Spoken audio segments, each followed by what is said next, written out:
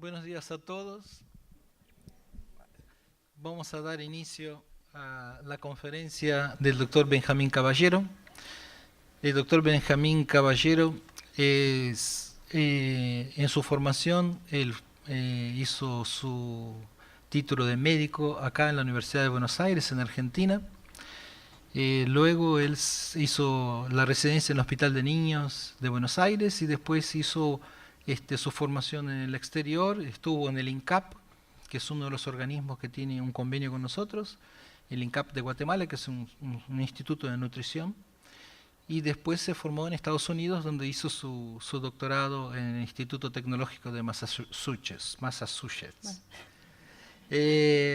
Actualmente él es docente de la Universidad de Johns Hopkins, es docente en salud internacional, en salud materno-infantil, en profesor de pediatría en la Facultad de Medicina, y se dedica a temas de obesidad. Él viene a esta conferencia por un intercambio que nosotros tenemos, un Fogarty Grant que hemos ganado junto con el INCAP, el Instituto de Salud Colectiva del Departamento de Salud Comunitaria de la Universidad de Lanús, y la Universidad de Michigan, un financiamiento que nos permite hacer actividades de capacitación. Y él viene a desarrollar en otro Fogarty Grant que tiene con otro grupo del INCAP. Él viene a desarrollar un taller unos días acá en la universidad, jueves, viernes y sábado, sobre escritura de pedidos de financiamiento. Y viene a dictar la conferencia dentro de ese marco institucional. Buen día y gracias, doctor Caballero. Es un orgullo para el Departamento de Salud Comunitaria, para la carrera de nutrición, y en nombre de nuestro director, el doctor Spinelli, también le damos la bienvenida. Como presentó Marcio, su expertise, el del doctor Caballero, es en obesidad infantil, por eso el título de nuestra conferencia, Epidemia Global de Obesidad, causas, consecuencias para el mundo en desarrollo. Destaco que el doctor Caballero tiene más de 200 publicaciones científicas en este tema y en otros relacionados, libros publicados, y reconocer también que fue con otros autores uno de los primeros en acuñar el término transición nutricional y desarrollar conceptualmente este tema que en todas nuestras carreras estamos preocupados y trabajando actualmente. Nuevamente bienvenido y muchas gracias por esta oportunidad, doctor. Muchas gracias, lo dejamos. Muchas gracias. Esta es mi conferencia. Quiero agradecer muy especialmente la oportunidad de no solo estar acá y dialogar con ustedes, sino sobre todo conocer la Universidad de Lanús, que es, yo soy pre-Lanús, es decir, cuando yo estudié y al momento de irme del país, estas universidades nacionales nuevas no existían, obviamente, y el concepto con que fueron creadas, el entorno ecológico en que fueron creadas, es muy gratificante para alguien que estudió en sótanos hacinados en medio del centro, como tal vez todavía existe, pero es una alternativa realmente que me impresionó mucho y les deseo muchísima suerte en el esfuerzo que están haciendo por crear una universidad como la Universidad de Lanús. Quiero agradecer a todos los que invitaron, al doctor Larraqui, a Elena, obviamente, porque dirige el programa de nutrición que es muy importante en el concepto de lo que vamos a discutir ahora, y también a mi amigo Gustavo Pedrosa por haber hecho un contacto inicial y haberme hecho descubrir las lindas cosas que hacen ustedes acá. Y quiero retribuirles un poco donando este libro, que tal vez sea el primer ejemplar en América del Sur, porque acaba de salir hace un mes, que es nuestra nueva edición de...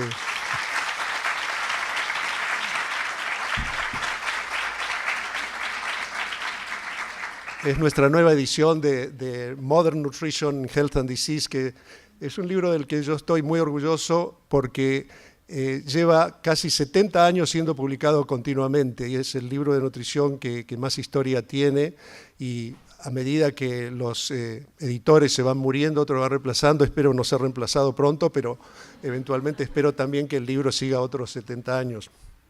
Bueno, vamos a discutir un tema que mucha gente cree que conoce, y algunos ciertamente lo conocen porque es un tema que está en los medios, está en todos lados, el tema de la obesidad.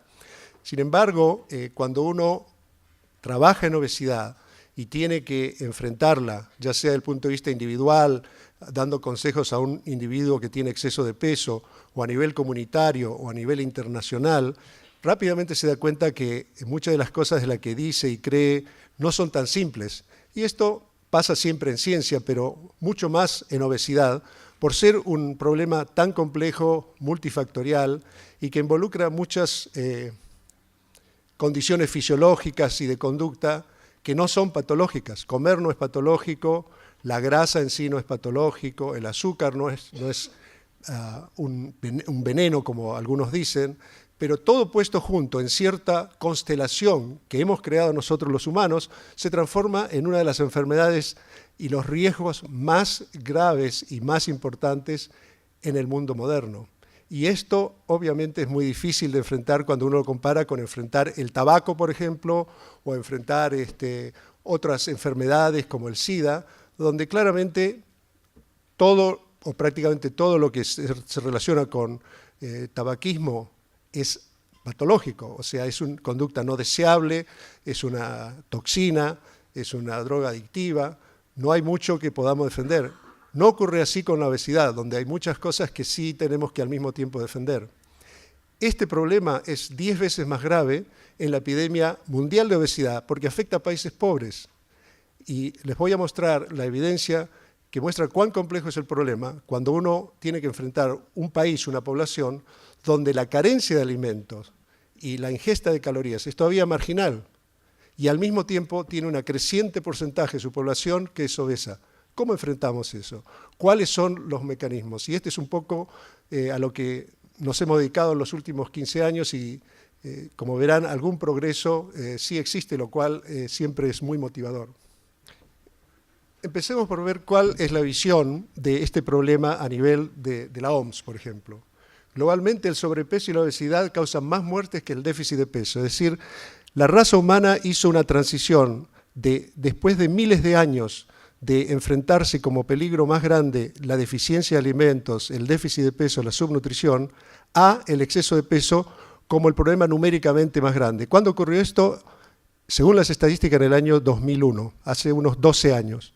O sea, por la última década, la raza humana tiene como problema principal en términos de cantidad la obesidad.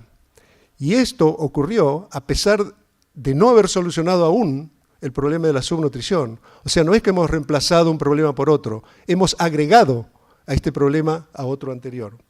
El riesgo de enfermedad asociado a dieta poco saludable e inactividad física es, en países en desarrollo, equivalente al de SIDA y tuberculosis combinados.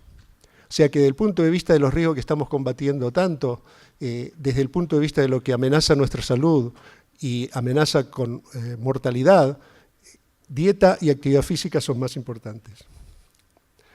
Al mismo tiempo, este es un mapa de la mortalidad infantil.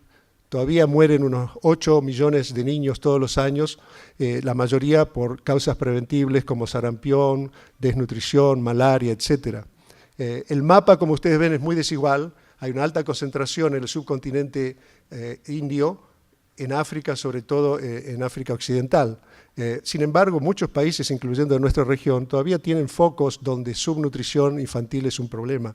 Por eso decía que este es un problema, el de la obesidad, agregado y no que reemplaza. Y esto para ver la evolución de la obesidad, y ustedes ven que va desde rojo, con más de 80% de la población obesa, hasta amarillo pálido, menos de 20%. Y de vuelta tenemos foco, pero esta vez es muy diferente, en alguna manera es casi lo opuesto. Los países desarrollados o en vías de desarrollo intermedios tienen más obesidad y esta ha ido en crecimiento. Ustedes ven que lo rojo va aumentando, este es en el 2005 y este es en el 2010. O sea, el mundo se va poniendo rojo, no políticamente, pero debido a la obesidad. Y en términos de niños, ustedes ven también la diferencia acá. Esto es exceso de peso, esto es déficit de peso, medido por lo habitual, 2 desvíos estándar sobre peso para estatura. Y ustedes ven que en África todavía es más predominante el problema de bajo peso o déficit de peso. Lo mismo en Asia, pero en América Latina, como región, claramente ya predomina como problema el de la obesidad. Y esto, veremos, tiene relación con muchos elementos que tienen que ver con el desarrollo económico y la transición nutricional. De modo que en el mundo las regiones se van diferenciando un poco en algunas que tienen tanto el problema de subnutrición como sobrenutrición. Casi no hay ningún país del mundo que no tenga el problema de obesidad creciente. La única diferencia es que en algunos países comienza al 3-4% y va subiendo, y en otros países como Estados Unidos ya está cerca del 35-40% de la población. Y estos son datos del mundo, no voy a ir en detalle, pero sí quiero mostrarles la línea, cada línea es una región. Y ustedes ven acá Estados Unidos, por ejemplo, acá está el mundo. El punto de la izquierda es 1980 y el punto de la derecha es 2008-2010. O sea, casi 30 años separan el punto de la izquierda de la derecha en cada línea. Y no importa qué países ustedes tomen, todos han ido a la derecha, significando aumento en el porcentaje de la población de obesidad. Algunos han ido mucho, otros han ido menos. La única excepción acá es el sudeste asiático y África Central, donde todavía predominan los problemas de subnutrición. Y ha habido poco movimiento, pero aún en África del Este, por ejemplo, ha habido un aumento, aunque no tan grande, pero sí ha habido un aumento. Prácticamente todas las regiones en los últimos 20 a 30 años han mostrado un aumento en la obesidad. O sea que estamos claramente en vista de una epidemia global que todavía no ha sido controlada. Esto es lo mismo en mujeres y ustedes ven que realmente en general no hay diferencias en términos de que aumenta solo en un género y no en otro. Sin embargo, la proporción de aumento en cada uno sí varía y esto es importante por muchas razones, sobre todo en épocas actuales donde los derechos de la mujer, la inserción de la mujer en el trabajo, la igualdad social son muy importantes y ciertamente el porcentaje de obesidad impacta en esto, no solo por razones de autoestima, por razones de ubicación social, pero también por enfermedad y riesgo de enfermedades futuras. La tendencia en obesidad, como dije, es de aumentar, y estas son proyecciones al año 2015, pero ustedes ven acá, si dividimos el mundo en las regiones, como lo divide el Banco Mundial, de bajos ingresos, medianos ingresos dividido en medianos bajo y mediano alto y altos ingresos. Y estos son los países de medianos ingresos, donde estaría Argentina, por ejemplo, y la mayoría de los países de América Latina, no solo tienen casi igual obesidad que los países de altos ingresos, sino que la tendencia a aumentar es más alta. O sea que el foco más importante en términos de la epidemia de obesidad son justamente los países de bajos ingresos, pero intermedios. Los que tienen ingresos muy bajos están, digamos así, protegidos de la obesidad porque no hay una disponibilidad de alimentos suficiente como para generar el problema de exceso. Estos datos de América Latina, que son parte de este informe mundial de carga de enfermedad que se ha publicado hace un par de años, ven que en las regiones en que es dividida América Latina, en todas las regiones ha habido un aumento importante de obesidad. Esto es 1980 y esto es 2010. La región andina, tropical, central y sur, donde estaríamos nosotros, ha habido aumentos muy significativos. Esto tiene que ver con una serie de factores que afectan la ingesta de alimentos y la actividad física como elementos principales. Estos son varones, o sea, mujeres y varones. Ustedes ven en general que las tendencias son similares en ambos sexos. Sin embargo, nosotros hemos publicado un trabajo el año pasado mirando mundialmente estas diferencias entre géneros y ustedes ven que hay una diferencia con los países en desarrollo, los que se agrupan en la OECD, y lo que se ve acá es que en los países desarrollados la obesidad tiende a ser más predominante en hombres. A pesar de que está aumentando en ambos géneros, hay más porcentaje de hombres obesos que mujeres obesas, mientras que en América Latina y el Caribe es muy similar. Esta diferencia no es significativa y las tendencias son hacia el mismo lado. O sea, en nuestro caso somos más igualitarios, si se quiere, en que la obesidad impacta igualmente a ambos géneros. Bueno, esto está en inglés, pero creo que todos entienden. Los puntos claves de la transición nutricional, uno obviamente son el aumento de la expectativa de vida. Uno tiene que vivir cierto número de años para ser afectado por enfermedades crónicas, que en general afecta a gente a partir de cierta edad. La urbanización es un elemento clave y hay una relación casi lineal entre prevalencia de obesidad y urbanización. Pero urbanización no es simplemente Buenos Aires, San Pablo, las grandes ciudades. Urbanización son también ciudades pequeñas que se expanden no simplemente porque aumenta el número de gente, sino porque aumentan las conexiones de transporte, aumentan las comunicaciones, tienen telefonía celular y de algún modo el área urbana va al pueblo, aunque el pueblo no venga al área urbana. Vale decir, muchos de los factores sociales, económicos, culturales que impactan a través de la urbanización el peso corporal, también pueden impactar áreas que no son tan enormes como las grandes ciudades del mundo en desarrollo, pero que sí ya gozan de muchos de las mismas o sufren de los mismos factores que impactan en la alimentación y la actividad física. El crecimiento económico y el aumento del ingreso. Esto es muy interesante porque obviamente todos los países aspiran a mejorar el ingreso per cápita y el desarrollo económico. Sin embargo, en muchos casos esto es, desde el punto de vista estricto de riesgo de obesidad, un factor negativo. Obviamente tiene que ver qué tipo de desarrollo y cuáles son las oportunidades de usar ese ingreso extra para mejorar la salud y no para empeorarla. La globalización de la producción de alimentos es una cosa obvia y que todos conocemos, ha abaratado los precios de los alimentos y ha hecho que alimentos generados culturalmente en un país desarrollado rápidamente puedan ser transferidos al último rincón del mundo y a un precio razonable. Y esto tiene que ver con disponibilidad y precio de estos alimentos.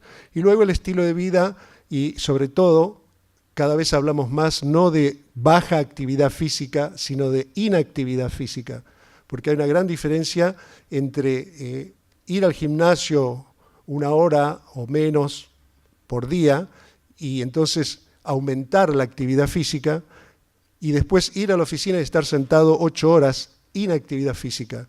Y cada vez hay más evidencia de que uno de los problemas, sobre todo para riesgo cardiometabólico, son esas 8 horas de inactividad física que no se compensan con 1 hora en la cinta. Son dos cosas diferentes. Las dos son importantes, pero inactividad física es lo que impacta más a grandes masas poblacionales en el mundo, a medida que la automatización y la mecanización hace que más y más trabajos requieran menos y menos gasto energético. Un punto clave, como dije, es la expectativa de vida, y ustedes ven que tanto los de ingreso medio-bajo como ingreso medio-alto, o sea, esa banda de 2 segmentos que les mencionaba, tienen una proyección de aumento muy grande en los años que vendrán en términos de la población con más de 65 años. El otro punto muy importante es la urbanización, como les decía. Todavía vivimos en un mundo relativamente rural. En esta población, en el año 2000, por ejemplo, la población rural y urbana, tanto en 2000 como 2025, es similar, mientras que el crecimiento en los próximos 10, 15 años va a ser casi totalmente a expensas de la población urbana. La población rural va a ir, de hecho, disminuyendo. Entonces, no es solamente que hay más gente en el mundo, sino que las nuevas generaciones que se agregan al mundo se van a agregar en un contexto sumamente urbanizado. El otro punto es que esa cantidad de población urbanizada va a estar casi totalmente, 80%, en países en vías de desarrollo. O sea que estamos yendo a un mundo donde va a haber más gente viviendo en un medio urbano, pero ese medio urbano va a estar predominantemente en el mundo en desarrollo. Esto es uno de varios estudios, este es por Barry Popkin y su grupo, mostrando el rol de urbanización en inactividad física. Y este es un índice que al creado, no hay un índice estándar para medir urbanización, pero la OMS tiene uno, la Organización Internacional del Trabajo tiene otro, este es uno creado por este grupo. Son todos parecidos, pero agregan distintos elementos. Pero el punto es esto, con este índice de urbanización, a medida que el índice de urbanización aumenta, la inactividad física, tanto en hombres y mujeres, aumenta casi linealmente. O sea que uno de los impactos más obvios que tiene la urbanización es reducir el gasto energético cotidiano. O sea que si una población empieza a moverse cada vez más o un niño nace en un medio urbano, ese niño, a una edad determinada, va a gastar menos gasto energético que una generación anterior. Vale decir que cualquier ciudadano en esas condiciones, aunque consuma igual calorías, no que coma más, va a tender a ganar peso, a menos que haga algo para compensar el impacto de la urbanización en su gasto energético cotidiano. Y la razón principal de esto es el bajo costo de las actividades cotidianas. Algunos paleonutricionistas calcularon que hace 200 años un adulto gastaba 3/4 partes de las calorías que comía en sobrevivir. Tenía que ir a buscar leña, buscar agua potable, trabajar en el campo, gastaba una cantidad enorme de energía. Ahora se calcula que es menos de la tercera parte. Estamos sentados en un ambiente termoneutro, apretando unos botones 8 horas al día. ¿Cuántas calorías puede gastar eso? De modo que este desfasaje no es algo que depende del individuo, es un ecosistema que hemos creado nosotros, deliberadamente o no, y que ahora vamos a tener que enfrentarlo deliberadamente. El otro punto que mencioné es de producción de alimentos. Las proyecciones de la FAO, hay mucha gente que no cree en las proyecciones de la FAO por diversas razones, pero las proyecciones de la FAO es que no hay déficit de calorías en el mundo, se produce suficientes calorías para todos los habitantes en el mundo. El problema es equidad en la distribución. Hay gente que tiene mucho más calorías o tiene acceso a mucho más calorías de la que necesita y hay gente que no tiene acceso al mínimo necesario por una gran cantidad de razones, pero es importante ver de dónde vienen esas calorías y yo quiero puntualizar nada más que 2 elementos acá. Uno es el de aceites vegetales, que es este, y ustedes ven que en las últimas décadas y la proyección hasta el año 2030 es que la proporción de estas calorías disponibles de aceites vegetales van a ir en aumento. El otro elemento que va en ligero aumento también son los azúcares refinados. De modo que 2 puntos importantes es, hay disponibilidad de caloría, pero en muchos países y en muchas circunstancias, una buena proporción de estas calorías disponibles vienen de 2 fuentes no necesariamente deseables cuando pasan de cierto porcentaje. O sea, cuando uno se está muriendo de hambre, por supuesto, el aceite y el azúcar le pueden salvar la vida. Pero cuando uno vive en un medio urbano, donde cada vez gasta menos energía cotidianamente, estas fuentes de energía pueden ser un factor negativo en términos del balance energético. El otro punto clave son los precios. Y ustedes vean simplemente, estos son precios de los alimentos en Estados Unidos a nivel nacional. Estos son frutas frescas y vegetales. Y estos son los últimos décadas, desde, digamos, 20 años, para decir, en la última fase. Esto es los precios de frutas frescas y vegetales, ha ido continuamente en aumento. Y este es el precio de las bebidas gaseosas, carbonatadas, azucaradas. Esto es una realidad nacional e internacional. ¿Y por qué es importante en particular esto? Porque 62% de las exportaciones de Estados Unidos en agricultura y alimentos va a países en vías de desarrollo. O sea que el precio en Estados Unidos es un factor importante para determinar el precio en otros países. Especialmente con las diferencias en ingresos, los precios muchas veces son indirectamente subsidiados por el gobierno. Por ejemplo, el gobierno subsidia el maíz en Estados Unidos desde hace años, entonces los industriales han encontrado que es muy redituable abandonar la caña de azúcar para hacer azúcar y hacer de jarabe enriquecido en fructosa, porque cada vez que ponen 1 gramo de jarabe enriquecido de fructosa, medio gramo lo paga el gobierno, no la Coca-Cola o no la industria. De modo que ahí es una ganancia doble al usar un producto subsidiado. Y eso les permite vender su producto a un precio todavía más bajo de lo que se refleja acá. El otro punto importante es el crecimiento en lo que se llama, bueno, no sé cómo se llama en español, pero es la venta comercial de alimentos. En sociedades de muy bajo nivel, en general, la producción de alimentos es doméstica o reducida y hay mucho intercambio de alimentos o mercados donde se cambian servicios por alimentos, etcétera. Pero a medida que se urbaniza una sociedad, y ese es otro elemento de la urbanización, el mercado de alimentos se hace profesional, digamos. Ahora hay un almacén que se especializa en vender alimentos y después, más urbanización, viene un supermercado y después ese supermercado es comprado por una cadena nacional y después la cadena nacional es comprada por una cadena internacional.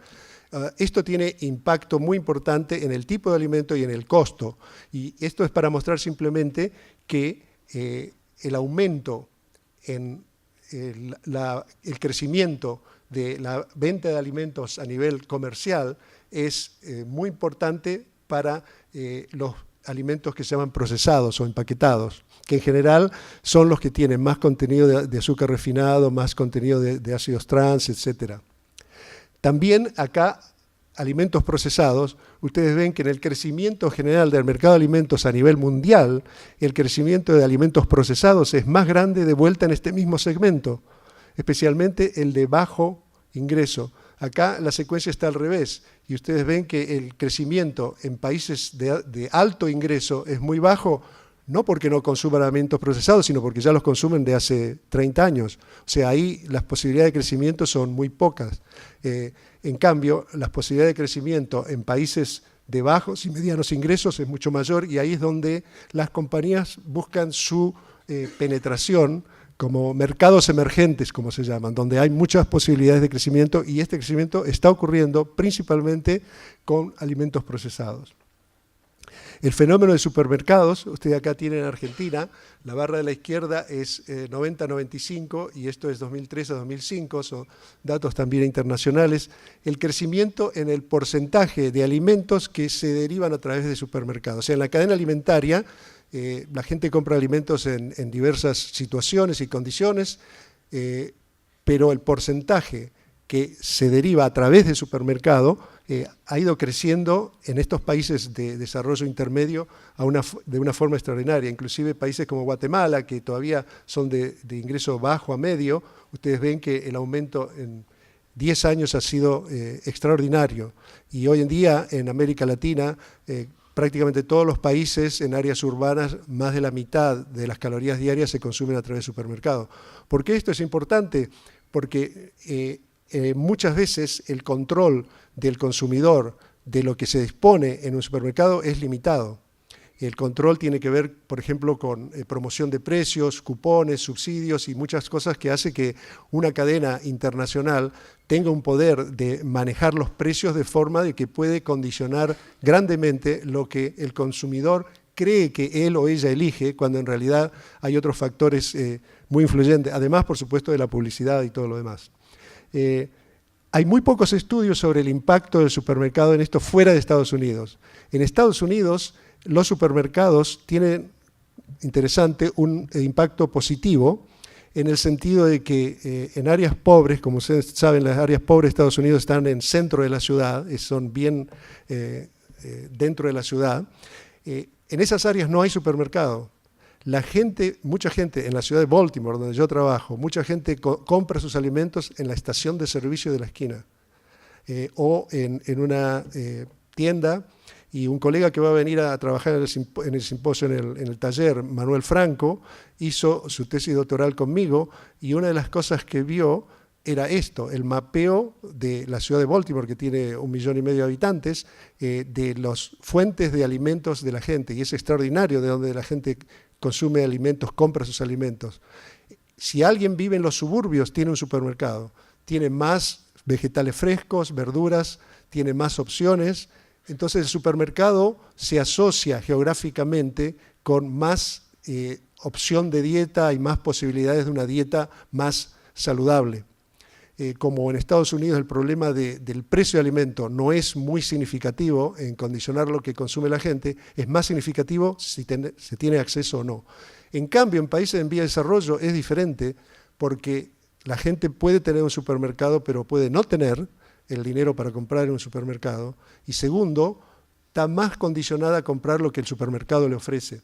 Y vean este estudio en Guatemala que compara el impacto de cada % de aumento en el consumo en un supermercado comparado con la dieta básica. Y ustedes saben que en Centroamérica lo que se llama la comida básica es maíz y frijol, ¿no? Corn and beans. Y ustedes ven que uno de los efectos es una disminución en el consumo de la comida tradicional. O sea, la gente que consume maíz y frijol en Guatemala, cuando empieza a comprar en el supermercado, consume menos maíz y frijol. Y eso no es que esté ni bien ni mal, pero eso es una comida tradicional que no está mal cuando se combina, desde el punto de vista de fuente de proteína, etc. Y lo que sí consume más son galletitas, snacks y cosas que en general son de bajo valor nutricional. O sea que desde el punto de vista de países en desarrollo, y este es solo un estudio, es posible que cuando más alimento se consuma a través del supermercado, el impacto pueda ser negativo, al menos en la calidad. Y por supuesto esto, que yo vi en una noticia, pero me pareció extraordinario, Nestlé ha creado un supermercado flotante y lo lleva en el Amazonas para venderle chocolate, yogur y helado y jugos a los aborígenes. Esto se llama mercado emergente, penetración del mercado, y ciertamente es un extremo. Y yo cuando presenté esto por primera vez hace unos años, resulta que había un ejecutivo de Nestlé que se paró y dijo, tiene que considerar que las porciones que mandamos de chocolate son pequeñas. Quiero aclarar, para como se dice, conflicto de intereses, yo estoy en el consejo directivo de la Fundación Nestlé, que no tiene nada que ver con la compañía, pero por si se enteran. Pero creo que me pusieron después que mostré este slide, así que me fue bien. El otro punto, y en muchos países no es simplemente el snack como conocemos, McDonald's, etcétera, sino las comidas callejeras, las comidas en la calle, que son muy populares, son baratas. Esto es en Lima, Perú, pero hay por todos lados, en áreas urbanas, y también obviamente es una fuente de alimentos tal vez no solo no muy saludable desde el punto de vista de contaminación, pero en general con muy alto contenido de grasa y de densidad energética. No voy a entrar en esto, pero estudios en Estados Unidos, que nosotros hemos participado como en las guías dietéticas, han mostrado que comparado con lo que uno come en la casa, esto quiere decir food away from home, o sea, comidas que se comen fuera de la casa, en general el impacto de comer fuera de casa en Estados Unidos es negativo. Ustedes ven, estos son frutas, desayuno, almuerzo, bajo, vegetales, bajo, granos integrales que son recomendados, bajo, grasa saturada, más. O sea que comer fuera de la casa en general empeora la dieta. ¿Por qué? Porque en general una comida, por ejemplo, comida muy popular es pavo que se corta en rodajas, como el jamón para hacer sándwiches. En Estados Unidos es muy popular.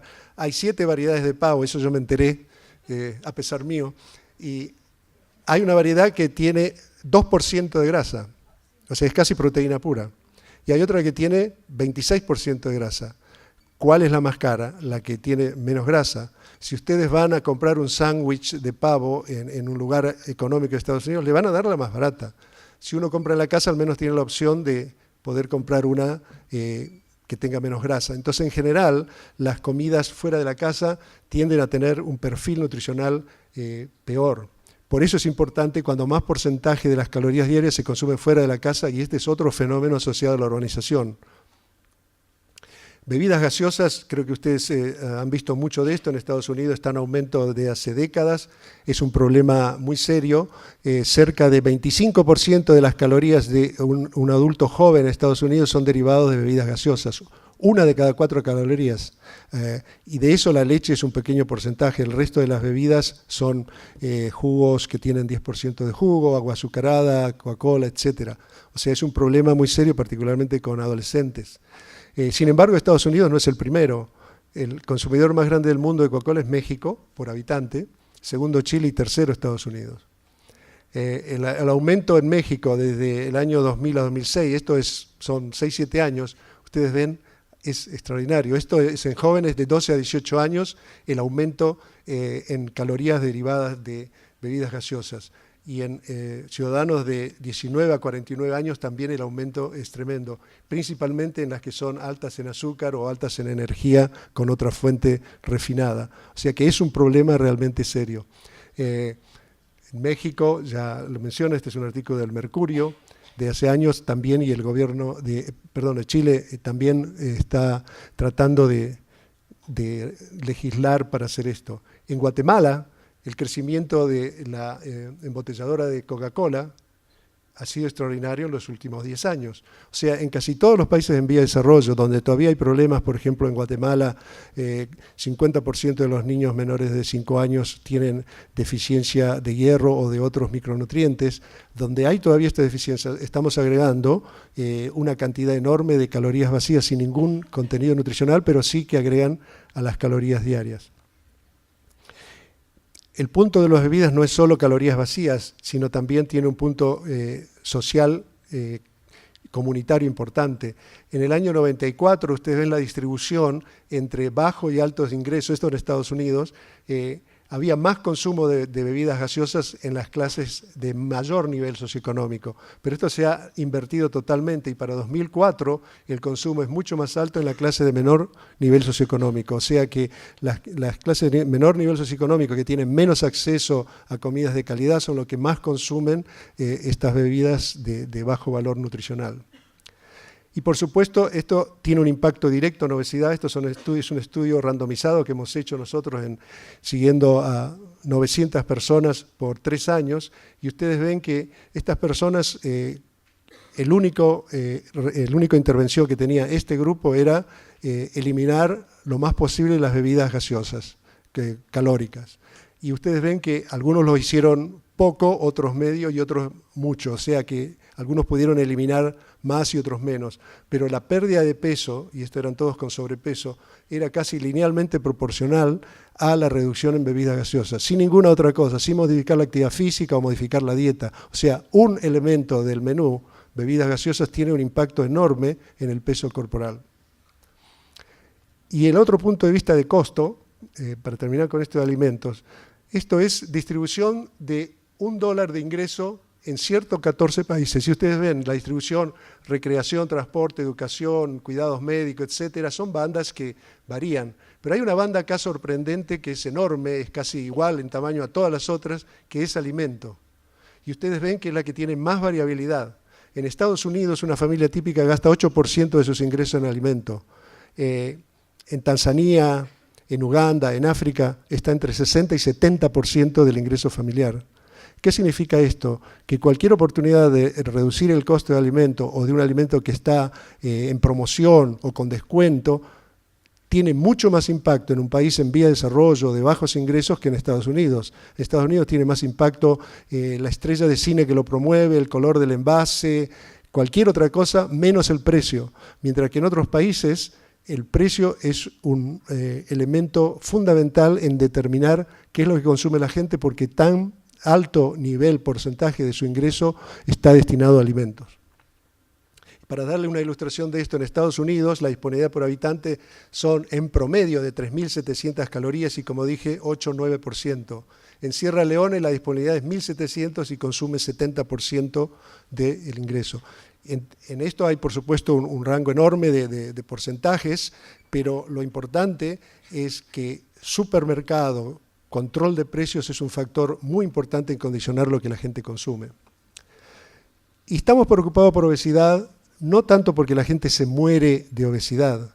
La gente no se muere, o ni siquiera podemos decir que se enferma de obesidad. Hay muchos obesos. En Estados Unidos 70% de la población tiene exceso de peso y no todos están enfermos.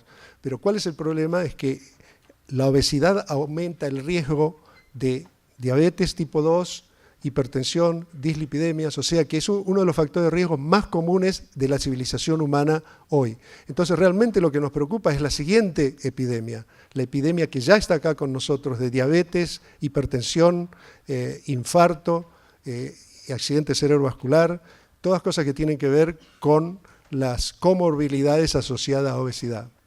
Y de vuelta, las enfermedades crónicas no transmisibles son responsables de 2/3 partes de la mortalidad global. De vuelta, compárenlo con muchas de las cosas que reciben atención, como ser SIDA, malaria, otras cosas que son importantes, obviamente, pero esto es 2/3 partes de la mortalidad global. 4/5 de esto ocurre en países de nivel de ingreso bajo o medio, o sea que la mortalidad, enfermedades crónicas, no ocurre principalmente en países ricos, que se hacen obesos, hipertensos, porque viven una vida de estrés y comen mucho, etcétera, lo que nosotros oímos por décadas, sino que ocurre en países de bajos y medianos ingresos. 1/3 parte, 1 de cada 3, ocurre en individuos menores de 60 años. Ese es otro fenómeno relacionado con los países en desarrollo. La mortalidad es 10 a 15 años antes en términos de edad que en países desarrollados, o sea, impacta a individuos en la plenitud de su vida o que todavía tienen una vida productiva por delante debido a otros factores como ser detección temprana, atención médica adecuada, etc. Las proyecciones, como ustedes, este tipo para diabetes, ustedes primero ya ahora en esta década, en la última década, de los 10 países con más diabetes, ustedes tienen India, China, Indonesia, Pakistán, Brasil, Bangladesh, todos países en vías de desarrollo bajo intermedio. Las proyecciones para el año 2030 son muy similares. India va a tener la mayor población de diabéticos, 80 millones, seguido de China, Indonesia, Pakistán, Brasil, Bangladesh, Filipinas y Egipto, que es un país intermedio, aunque tiene riquezas por muchas razones todavía no ha entrado en la fase de desarrollo completo. De manera que si ustedes cuentan fácilmente, 7, según como cuente, 6 o 7 de los 10 países con más diabetes van a ser países en vía de desarrollo. Y para dar un ejemplo de lo que esto significa, que lo mencioné hoy, esto es Bangladesh, que ha tenido una transición nutricional muy rápida. Y acá tienen bandas, no importa, pero son enfermedades infecciosas y accidentes, etc. Pero esta banda son enfermedades crónicas no transmisibles.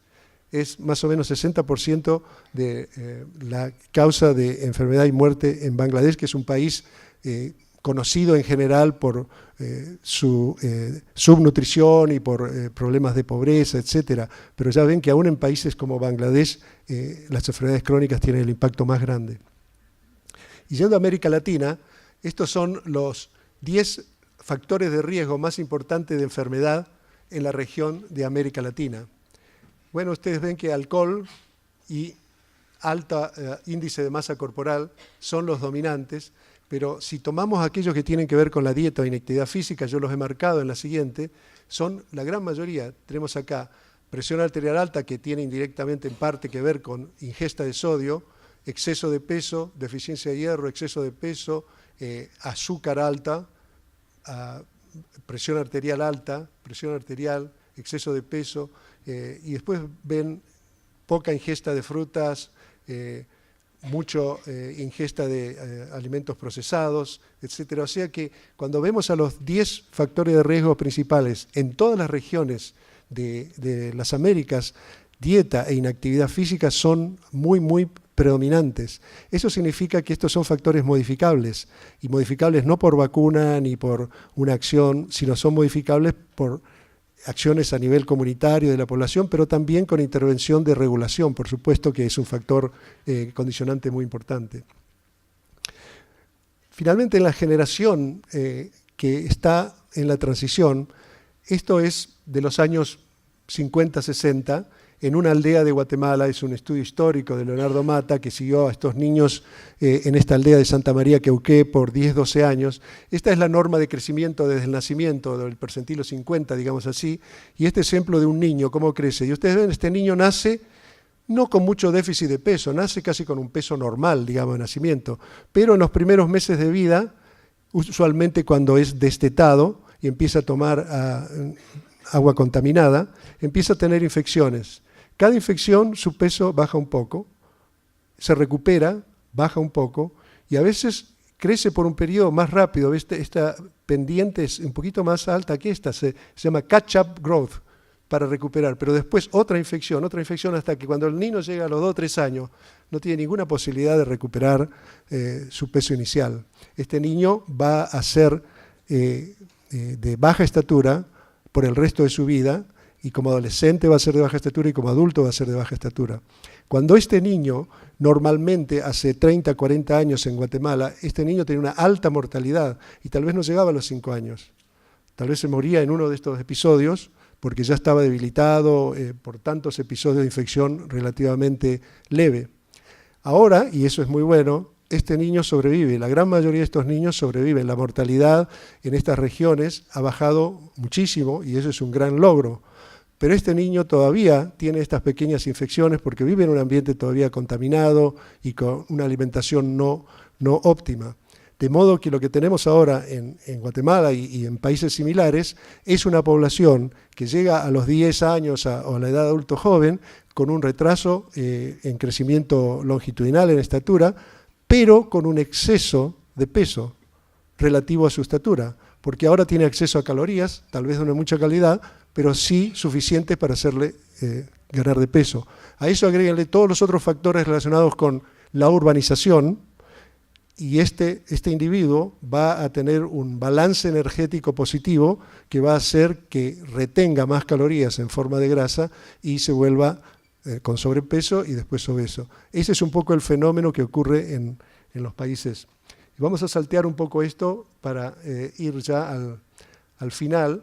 Y quería mencionarles un poco esto de la transición. Esta es una figura muy simple de la OMS de hace unos años, donde obviamente hay una declinación en cierto riesgo, por ejemplo, subnutrición y otras cosas, por suerte está en declinación, y hay un aumento en las enfermedades relacionadas con inactividad física, exceso de calorías, etc.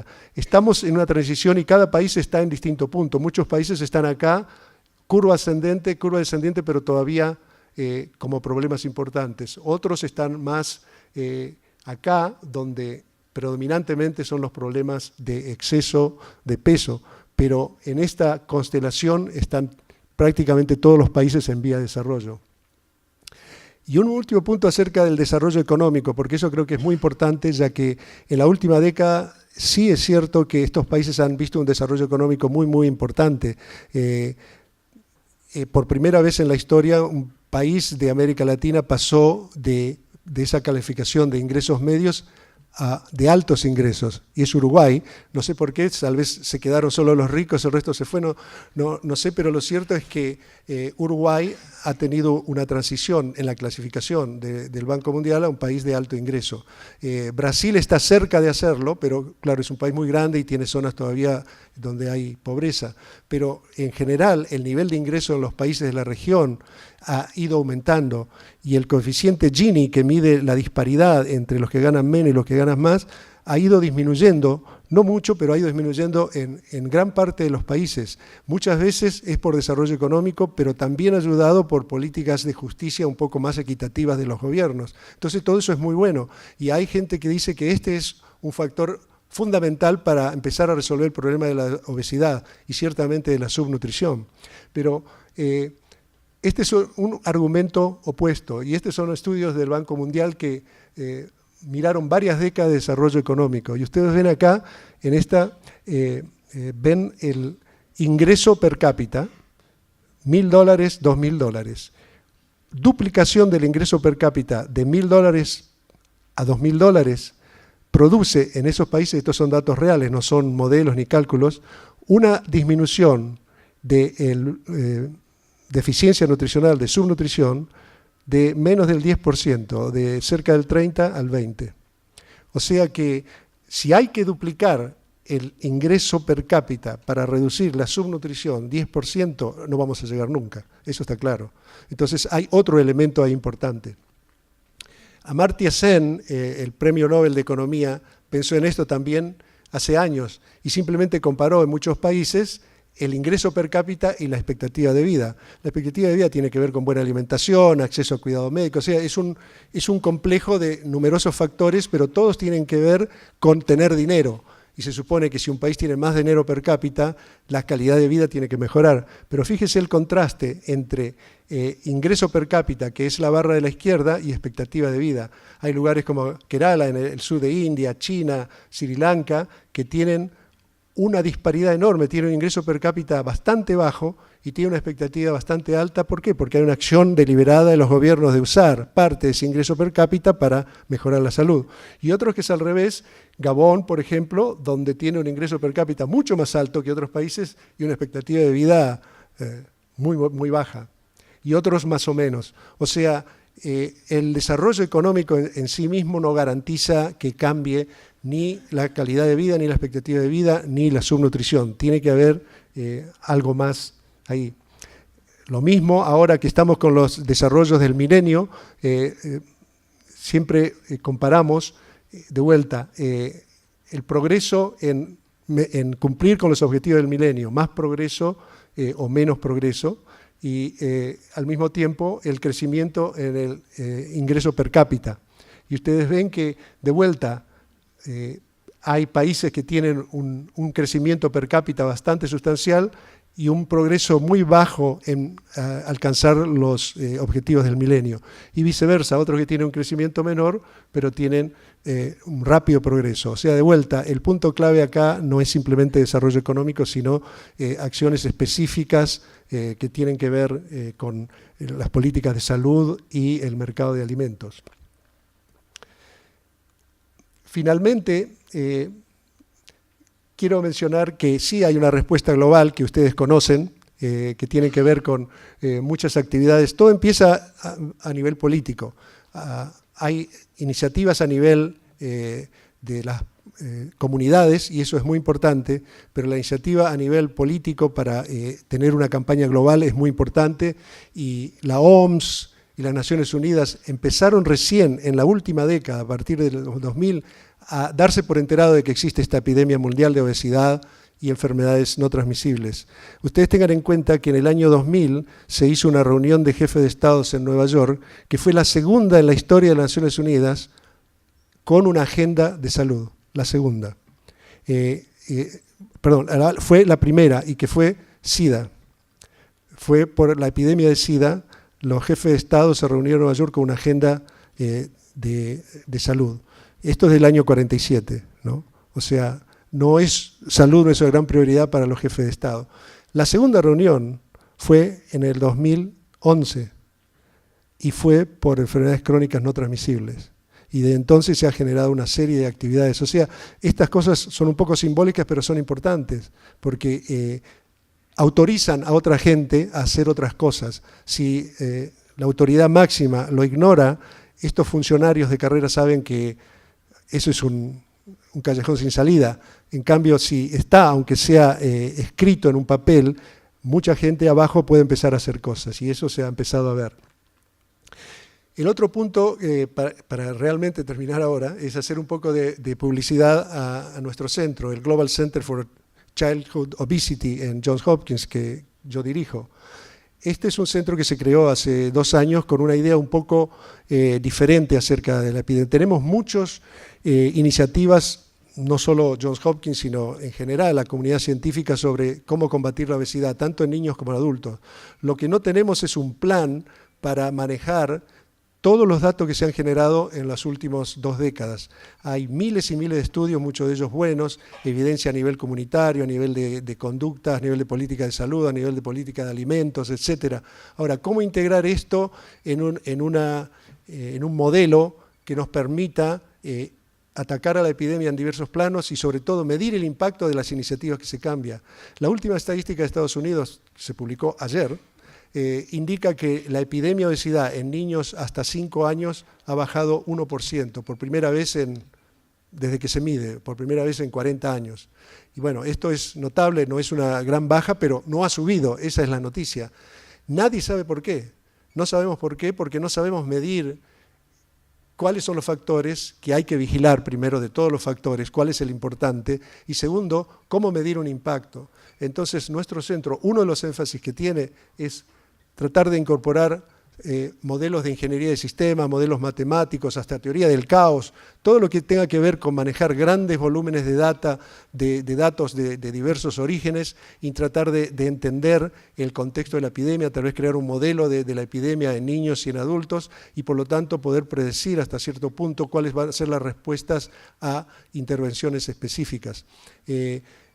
En un contexto más específico uno puede hacer lo mismo desde el punto de vista de la cadena alimentaria, por ejemplo, entender bien la cadena alimentaria y ver el proceso de consumo o en el proceso de ingesta de alimentos en función del gasto energético, o sea, aunque no abarque todos los factores, que sería prácticamente imposible, pero sí empezar a ver más en forma integral a nivel de toda una comunidad estos factores y definir cuáles son los prioritarios, si es la falta de espacios verdes, si es el precio de los alimentos, si es la disponibilidad de calorías en la escuela, etcétera, para poder dar prioridad y con recursos limitados empezar a trabajar donde tenga más impacto en términos de reducir la obesidad.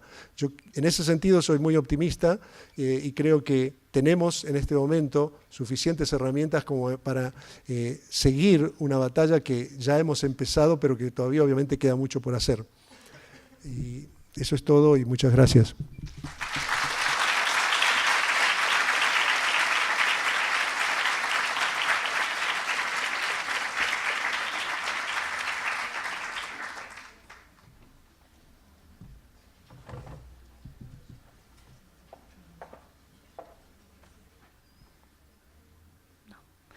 Yo quisiera destacar algo en particular. Desde la mirada de la transición nutricional, estos factores que usted presentó, como el aumento en la expectativa de vida, urbanización, aumento de ingresos en los hogares, globalización en la producción de alimentos y el precio de los alimentos también. Desde una mirada nosotros estamos formando futuros nutricionistas que quizás sean gestores de políticas alimentarias, nutricionales y de salud. Si usted ve que los gobiernos, usted brindó la información de respuestas globales a nivel de organismos internacionales y también a nivel comunitario, si usted ve que los gobiernos se están ocupando y a través de qué políticas de estas problemáticas. Sí, para mí, estando y trabajando en Estados Unidos, aunque la mayoría de mis trabajos son fuera de Estados Unidos, pero viviendo el clima dentro de Estados Unidos de la obesidad, es muy gratificante ver que en este momento la vanguardia en la respuesta a la obesidad, las iniciativas más innovadoras vienen de fuera de Estados Unidos, de los países en desarrollo, los países en transición. Si ustedes comparan, por ejemplo, siquiera los esfuerzos legislativos por regular la cadena alimentaria en Argentina, en Chile, en México, en Brasil, están muy, muy por adelante de los de Estados Unidos. Obviamente hay resistencia, hay obesidad, son multinacionales muy poderosas, hay controversias en algunos de los fundamentos científicos, pero lo cierto es que hay una discusión y hay actividad. En Estados Unidos es mucho más limitado por el principio individualista de que cada uno es responsable de su destino y por el principio federalista de que cada estado hace lo que quiere, entonces prácticamente no existe mucha legislación a nivel nacional. O sea que sí creo que se puede llegar a desarrollar un modelo en términos de regulación que no sea restrictiva al libre comercio, a las cosas que pueden ser positivas para la comunidad, pero sí reconozcan que prohibir fumar no es una restricción de las libertades y hay muchas cosas similares que se pueden hacer. Bien. ¿Alguien quiere hacer alguna consulta? ¿Comentario? Bueno. Marcio.